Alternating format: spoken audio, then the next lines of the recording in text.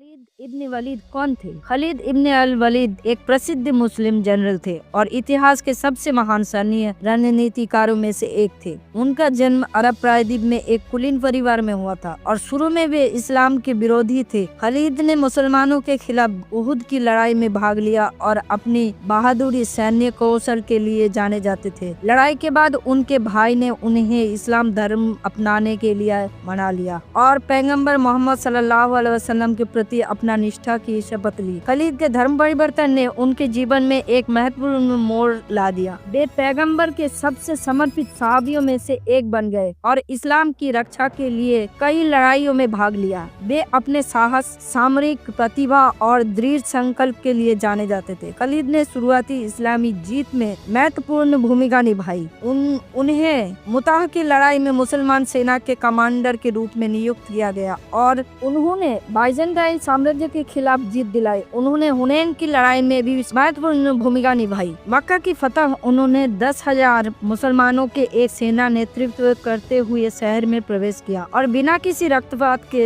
उसे जीत लिया। इस घटना ने इस्लाम के इतिहास में एक महत्वपूर्ण मोड़ को चिन्हित किया और अरब प्रायद्वीप में इस्लाम के तेजी से प्रसार को बढ़ावा दिया। खालिद उमर की खिलाफत के दौरान सैन्य सेवा निवृत्त हुए और मदीना में एक शांत जीवन व्यतीत किया। वर्ष 642 में उनका निधन हो गया और इस्लामी इतिहास के सबसे महान जनरलों में से एक के रूप में एक विरासत छोड़ गए। खालिद इब्न अल वलीद जीवन कहानी में एक बहादुरी, दृढ़ संकल्प और सैन्य प्रतिभा का एक विरासतनामा है। उन्हें शुरुआती इस्लामी विजय में उनके योगदान और आस्था के प्रति उनकी अटूट भक्ति के लिए दुनिया भर में मुसलमानों द्वारा सम्मानित किया जाता है।